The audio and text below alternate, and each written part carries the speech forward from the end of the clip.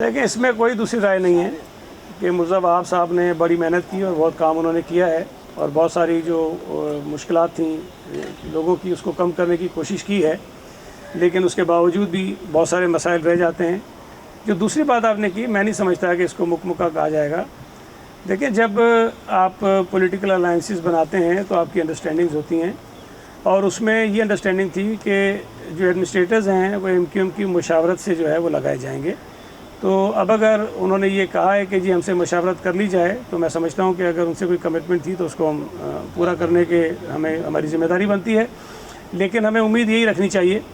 کہ جو بھی شخص آئے گا وہ بھی مرزا وہاب صاحب کے جو کام ہیں ان کو اسی طرح آگے بڑھائے گا، اور ہم امید کریں گے کہ اس میں زیادہ بہتری سے آگے بڑھائے گا۔ ایک تو آپ کی بات یہ اس لیے میں سمجھتا ہوں کہ تھوڑی سی اس کے اندر جھول ہے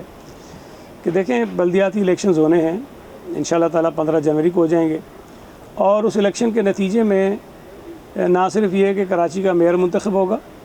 بلکہ کراچی کے جو ٹاؤنز ہیں ان کے اپنے اپنے چیئرمینز بھی منتخب ہوں گے۔ تو ہمیں تو امید یہ رکھنی چاہیے کہ جو منتخب نمائندے آئیں گے وہ بہت زیادہ بہتر طریقے سے کام کریں گے، اور ہم نے جو اپنا قانون ہے بلدیات کا اس کے اندر بھی کافی ترامیم کی ہیں، اور بہت سارے ایسے ادارے جو براہ راست میئر کو رپورٹ نہیں کرتے تھے یا میئر کا رول اس میں نہیں تھا، اس میں ہم نے میئر کا ایک اہم کردار رکھا ہے، اور تمام جو منتخب چیئرمینز ہوں گے ان کا ایک کردار رکھا ہے۔ تو جو اختیارات کی بات ہوتی تھی ان اختیارات میں بھی اضافے کی ہم کام کر رہے ہیں، اور وہ ابھی کچھ دنوں میں انشاءاللہ تعالیٰ ترامیم کچھ تو پہلے ابھی تک جو اسٹینڈنگ کمیٹی بنائی ہے اس کے پاس ہیں، کچھ مزید ہم ابھی کچھ دنوں میں وہ کر دیں گے۔ تو جب اختیارات خود ہی منتقل ہو جائیں گے ان منتخب نمائندوں کو، تو شاید انہیں ضرورت نہیں رہے گی بہت ساری چیزوں میں صوبائی حکومت کی۔ لیکن اگر آپ غور کریں، جب وسیم اختر صاحب تھے، جب وہ کہتے تھے کہ میرے پاس اختیار نہیں ہے، تب بھی صوبائی حکومت جو ہے وہ شہر کے بہت سارے ڈیولپمنٹ کے پروجیکٹ جو ہے وہ کر رہی تھی، اور ہم انشاءاللہ تعالیٰ آئندہ بھی کرتے رہیں گے۔ یہ شہر ہم سب کا ہے، جو اختیار کسی چیئرمین کے پاس، میئر کے پاس ہے، وہ اپنا کام کرے گا، اور اگر کہیں کوئی ایسی چیز ہوگی جو اس کے اختیار سے باہر ہوگی اور وہ نہیں کر سکے گا تو سندھ حکومت اس کے ساتھ مل کر انشاءاللہ تعالیٰ یہ کام کرے گی۔ افیئر نہیں ہے، دیکھیں سیاسی جماعتوں کے ساتھ بات چیت ہوتی ہے اور یہ کوئی بری بات نہیں ہوتی، اچھی چیز ہے، لیکن بلدیاتی الیکشنز کے نامینیشنز جو ہیں وہ پہلے سے فائل ہوئے ہیں۔ MQM نے اپنے کینڈیڈیٹس کھڑے کیے ہیں، ہم نے اپنے کینڈیڈیٹس کھڑے کیے ہیں، وہ اپنے امیدوار کو جتانے کی کوشش کریں گے، ہم اپنے امیدوار کے لیے کوشش کریں گے کہ وہ جیتے۔ تو فی الحال ایسی کوئی بات کہیں پہ نہیں ہوئی، نہ MQM نے کی ہے نہ ہم نے کی ہے، کہ جو پہلا مرحلہ ہو رہا ہے جس میں براہ راست لوگوں نے ووٹ ڈالنا ہے اور منتخب کرنا ہے لوگوں کو، اپنے نمائندوں کو، اس میں کوئی ایسی انڈرسٹینڈنگ نہیں ہے۔ اگر وہ سنجیدگی کا مظاہرہ کریں گے اور ایک سیاسی جماعت کے طور پہ اپنا کردار ادا کرنے کی کوشش کریں گے تو میں سمجھتا ہوں سب سے بات کرنی چاہیے، اس میں PTI بھی شامل ہے۔ لیکن ابھی تک جو آپ نے دیکھا ہے وہ شاید عمران خان کی چولوں پہ زیادہ فالو کرتے ہیں، وہ سیاست کو یا شہر کے مفادات کو زیادہ عزیز نہیں رکھتے۔ دیکھیں میں نے ایک بات کہی تھی، عمران خان دوسرا شیخ رشید ہے، جو چولیں مارتا ہے یہ ہو رہا ہے، ہوتا کچھ نہیں ہے۔ تو شیخ رشید نے جتنی پیشن گوئیاں کی تھیں کوئی ایک بھی درست نہیں ہوئی ہے، اسی طرح جو عمران خان کہہ رہا ہے اس میں سے بھی کوئی درست نہیں ہوگی۔ جب اس نے کہا تھا میں اسلام آباد آ رہا ہوں، میں نے کہا تھا نہیں آئے گا، نہیں آیا۔ جس دن اس نے کہا تھا اسمبلیاں ٹوٹیں گی، میں نے کہا کچھ نہیں ہوگا، اسی تنخواہ پہ کام کریں گے۔ اس لیے کہ آپ نے پرویز الہی صاحب کا انٹرویو سن لیا ہوگا نا کل، وہ کہتے ہیں بھائی 3-4 مہینے تو چھوڑ دینا، عمران خان چل ہی نہیں سکتا، کمپنی کیسے چلائے گا ہماری، مطلب اس نے تو بٹھا دیا اس کو 4 مہینے کے لیے، کہتا ہے پلستر باندھ کے بیٹھ جاؤ۔ تو میرا یہ یقین ہے انشاءاللہ تعالیٰ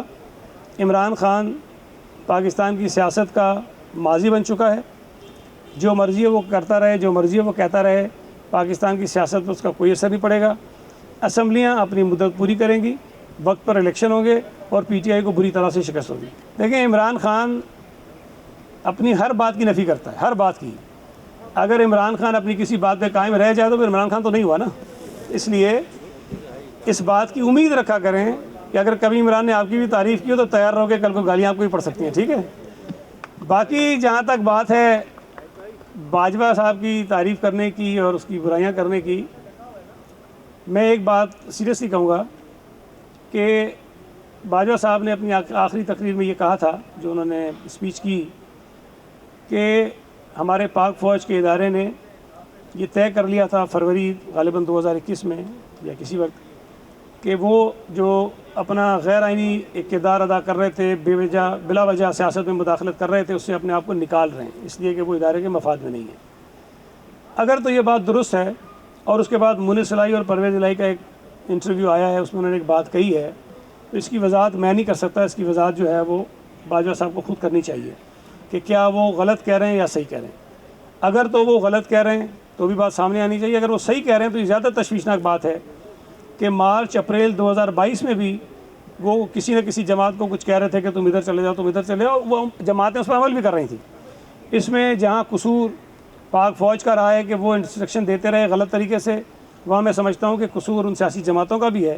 جو ان کی انسٹرکشنز پر عمل درآمد کرتے رہے۔ لہٰذا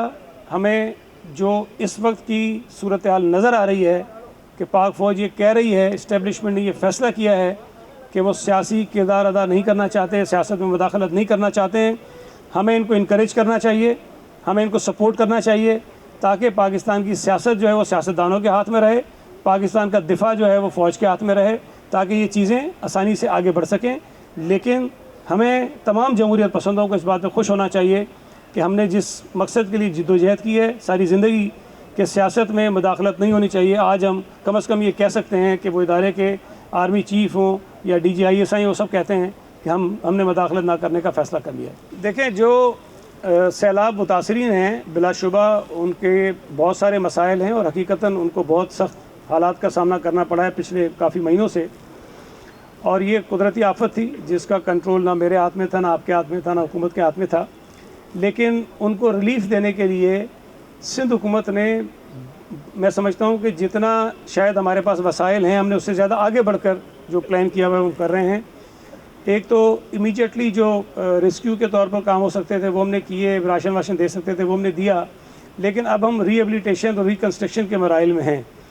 اور سندھ حکومت نے یہ فیصلہ کیا ہے کہ جن لوگوں کے گھر مکمل طور پر تباہ ہو گئے ہیں، اور انٹرسٹنگلی پہلے جو ہم سمجھ رہے تھے کہ زیادہ گھر وہ ہوں گے جو پارشلی ڈیمیج ہوئے ہوں گے، جو تھوڑے بہت متاثر ہوں گے، لیکن جب پورا سروے ہوا ہے تو جو مکمل طور پر تباہ ہونے والے گھر ہیں ان کی تعداد زیادہ ہے۔ تو سندھ حکومت ان تمام لوگوں کو ان کے گھر دوبارہ بنا کر دے گی۔ جن کے گھر پارشلی ڈیمیج ہوئے ہیں ان کو ہم کچھ پیسے دیں گے تاکہ وہ اپنے گھروں کو دوبارہ سے ٹھیک کر سکیں۔ جو کاشتکار متاثر ہوئے ہیں ان کو دوبارہ زمین آباد کرنے کے لیے سندھ حکومت نے بیج جو ہے وہ اپنی طرف سے دینے کا فیصلہ کیا ہے۔